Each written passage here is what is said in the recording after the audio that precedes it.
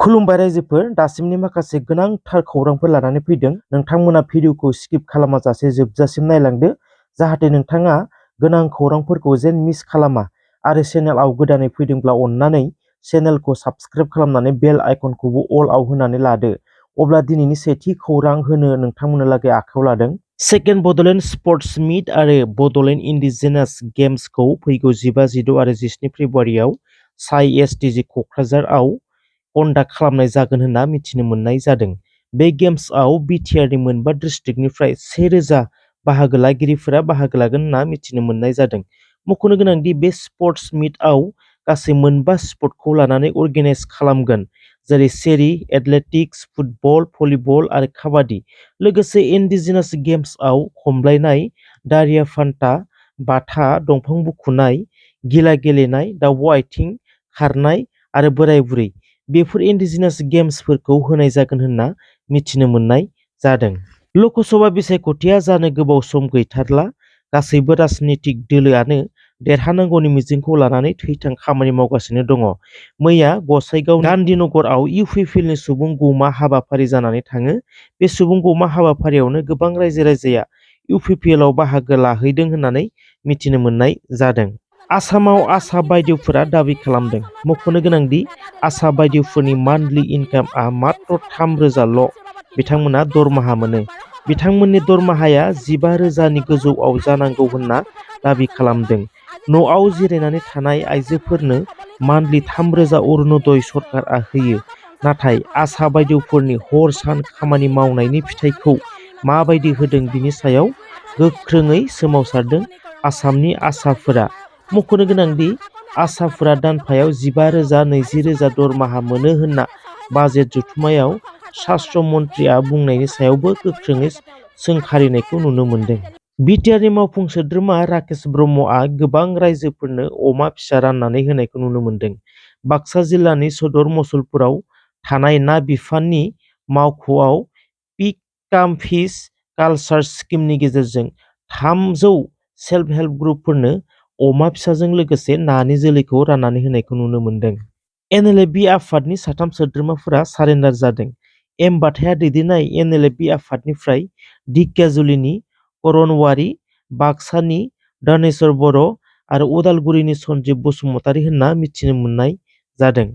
खाम्फा बरगयारिनि गिदिर चेलेन्ज। मख'नो गोनांदि 2024 मायथाइनि लकसभा बिसायख'थियाव बिपिएफ दोलोआ हारसिङै गेलेगोन होनना बिपिएफ दोलोआ बुंबोबाय थानायखौ नुनो मोन्दों। बिनि गेजेरावनो बिपिएफ दोलोआ इउडिएफजों एलायन्स जागोन होननायनि सायाव फिननाय महरै बुंदों, जों रावजोंबो एलायन्सआव गेलेया। मख'नो गोनांदि इउपिपिएल दोलोआ 17 बोसोराव बिपिएफआ जेबो मावाखैसै होनना बुंनायनि सायाव खाम्फा बरगयारिया ओरैबायदि चेलेन्ज खालामदों दि साहस दंब्ला इउपिपिएलआ बिटिआर सरकारखौ सिफायनानै इलेक्सन गेले, सोर देरहायो होनना चेलेन्ज खालामनायखौ नुनो मोन्दों। रन्जन दैमारिखौ जेलनिफ्राय उदां खालामनो सेख'लायदों। मख'नो गोनांदि एक्स एनडिएफबिनि आफादगिरि गायसनगिरि रन्जन दैमारिखौ हाग्रामायाबो उदां खालामनो हायो आरो प्रमद बर'आबो उदां खालामनो हायो। साननैसो आगोलाव बिटिसिनि बारग' चिफ हाग्रामा महिलारिया बुंदोंमोन, जेब्ला बिपिएफआ पावारआव फैगोन, रन्जन दैमारिखौ गोरलैयैनो उदां खालामगोन। बिथांनि बुंनायनि उल्थायै बिटिआरनि सिएम प्रमद बर'आ बुंलायबाय, रन्जन दैमारिखौ बख'गोना जोंसो। जुदि हाग्रामा महिलारिआ हानायमोनब्ला 17 बोसोराव मा मावनानै थाखो? मख'नो गोनांदि इउपिपिएल आरो बिपिएफआ रन्जन दैमारिखौ लानानै पलिटिक्स खालामगासिनो दं नामा? बे मोनसे गिदिर सोंलु जानानै फैदों। बिटिआरनि सिएमआ मा बुंखो दान्दिसे खोनासंनि। बिनि उनाव गोनांथार खौरां दंबावो। भिडिअखौ नोंथांमोना जोबजासिम नायलांबानो जाबाय। 7 बोसोर रन्जन दैमारिखौ बिथाङा बस'नो हागौमोन, बरनाखिसै। दा दिनै बिथाङा बेफोरखौ ओरैनो नाटकीय भाबै बुंदों, बेखौ बयबो मिथिगौ। जों गोसो गोरबोनिफ्राय लुबैयो जे बिथाङा जेलनिफ्राय गनांगौ। बिनि थाखाय जों जेसेबां हायो खामानि मावगासिनो दङ। आंहा फोथायनाय दङ खम समनि गेजेरावनो जोङो रन्जन दैमारि बिथांखौ बरननो हागोन, मोनसे फोथायनाय दङ। बिनि थाखायनो जोङो खामानि मावबाय थादों। आसाम सरकार, भारत सरकारजों रायज्लायबाय थादों आरो अबंलावरिनि अननायाव जों जाफुंसार जानो हागोन। रन्जन दैमारि बिथाङा जोंनि हारिनिनो दैदेनगिरि आरो बिथांखौ जोङो जोंनि उदां अख्राङाव लाबोनानै रायजो राजाफोरजों जोङो मोजाङै थासारियाव जोङो सोलिनो हागोन, बेखौ आङो मिजिंथिदों। जों थाबैनो फोसावगोन। मिशन स्कुलआव सरस्वती फुजा मानिनांगौनि दाबि सत्यरन्जन बरा। मख'नो गोनांदि सत्यरन्जन बराखौ आसामाव सिनायै रावबो गैया। जाय सुबुङा धोरोमखौ लानानै आसामाव हारि माहारिनि गेजेराव धोरोमारिनि गेजेराव बेले बेजे लाबोगासिनो दङ। बिथांनि हेंथायै सासे ख्रिस्टियान सुबुङा मा बुंखो फै जों खोनासंनि। সৰস্বতী পূজা কোনো ধৰণে খ্ৰীষ্টান মিছনাৰী স্কুলবিলাকত পতা নহ'ব আৰু সেইটো আগতো পতা হোৱা নাছিলে আৰু আজিও পতা নহ'ব। কাৰণ খ্ৰীষ্টান মিছনাৰী স্কুল বুলি কোৱাৰ লগে লগে আপোনালোকে গম পাব লাগে যে খ্ৰীষ্টান এটা ধৰ্ম। খ্ৰীষ্টান এটা ধৰ্ম, এটা কমিউনিটি হয় আৰু আমাৰ কিছুমান নিজৰ নীতি নিয়ম আছে। আমি সেই নীতি নিয়মৰ আমি বাহিৰত আমি যাব নোৱাৰোঁ। যেতিয়া খ্ৰীষ্টান বুলি কোৱা হৈছে তেনেহ'লে তাত আমি অন্য দেৱ দেৱীৰ পূজা আমি নকৰোঁ, কোনো পধ্যে নকৰোঁ, এতিয়াও নকৰোঁ আৰু আগলৈও কৰিব নোৱাৰোঁ। কিন্তু তাত স্কুলসমূহত পঢ়া ল'ৰা ছোৱালীবিলাক সম্পূৰ্ণ ফ্ৰীডম আছে। তেওঁলোকে বাহিৰত মানিব পাৰে, ক'ৰবাত তেওঁ স্কুলৰ কেম্পাছৰ বাহিৰত গৈ পেলাই তেওঁলোকে সৰস্বতী পূজা পাতিব পাৰে, জইন কৰিব পাৰে, তেওঁলোক তাৰ কাৰণে ফ্ৰীডম, সেইটোত বাধা কৰিবলগীয়া একো নাই। কিন্তু খ্ৰীষ্টান মিছনাৰী স্কুলবিলাক, যিবিলাক খ্ৰীষ্টান মিছনাৰীৰ দ্বাৰাই পৰিচালিত হয়, সেই স্কুলবিলাকত কোনো ধৰণৰ সৰস্বতী পূজা পতা নহ'ব আৰু এতিয়াও নহয়, আগলৈও নহয়। এইটো অসাংবিধানিক কথা হয়। কোনো পধ্যে খ্ৰীষ্টান স্কুলসমূহত সৰস্বতী পূজা পতা নাযায় আৰু সেইটো কোনোদিন হোৱাও নাই।